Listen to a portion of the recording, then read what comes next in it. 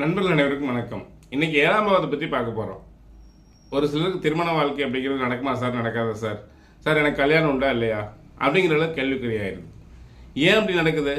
ஆணோட ஜாதகத்தில் சுக்கிரன் வலுவாக இருக்கணும், 7ஆம் பாவாதிபதி வலுவாக இருக்கணும். 7ஆம் பாவாதி 6, 8, 12 மறையக்கூடாது, சுக்கிரனும் மறையக்கூடாது. மறைஞ்சது அப்படின்னா திருமண வாழ்க்கை கேள்விக்குறி தான்.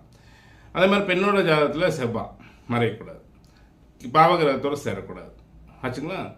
அப்போது 7ஆம் பாவாதிபதி கிடக்கூடாது. அப்போது லக்ன பாவகம் அப்படிங்கிறது ஜாதகர், லக்ன பாவகத்திற்கு சமமான பாவகம் அப்படிங்கிறது 7ஆம் பாவகம். ஏன்னா இது காலை, அதுனா அது மாலை, இது சூரிய உதயம்னா சூரியன் மறைவு.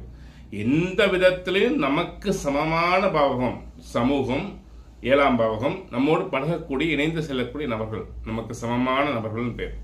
அப்போ 7ஆம் பாவகாதிபதி கெட்டு போயிட்டாருன்னு வச்சுக்கோங்க, 6ல் போயிட்டார் அப்படின்னா 6ஆம் இடம் எதிரி குறிக்கூடிய ஸ்தானம்.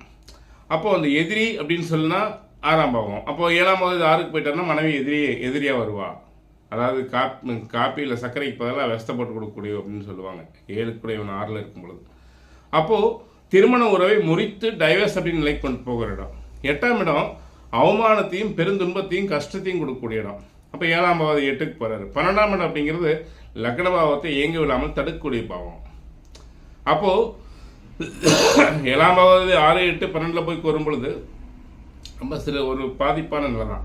அப்போ என்ன செய்யணும் அப்படின்னா, நமக்கு சமமில்லாத ஒரு நபரை, இப்போ 2ஆம் திருமணமாக வித்தாரமாகவோ அல்லது என்ன சொல்றது கல்யாணம் ஆன பெண்ணையோ திருமணம் செய்யும் பொழுது திருமண வாழ்க்கை 6ஆம் பாவம் அப்படிங்கிறது லிவிங் டுகெதர், அதாவது திருமண வாழ்க்கைக்கு அப்பாற்பட்ட ஒரு திருமண வாழ்க்கை, அதாவது தாலி கட்டாமல் மனைவியாக இருக்கக்கூடிய பாவம்.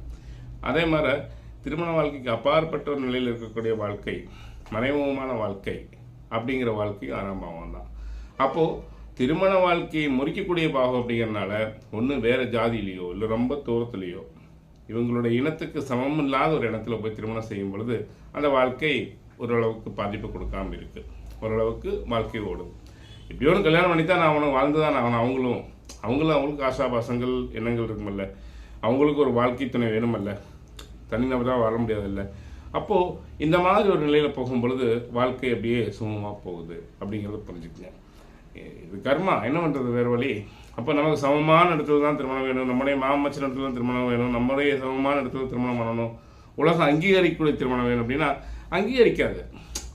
ஏன்னா 6ஆம் பாவம் அப்படிங்கிற ஒரு எதிர்ப்பு இருந்துகிட்டே இருக்கும். அப்போ அந்த எதிர்ப்புக்குள்ளே தான் இது வாழ்ந்தாகணும். 8ஆம் பாவம் ஒரு அவமானம் வந்துகிட்டே இருக்கும், அவமானத்துக்குள்ளே வாழ்ந்தாகணும். 12ஆம் இடம் அப்படிங்கிறது ஒரு பாதிப்பு தான், அந்த பாதிப்புக்குள்ளே வாழ்ந்தாகணும். அதோடு சேர்த்து வாழ்ந்து கற்றுக்கணும். புரியுதுங்களா?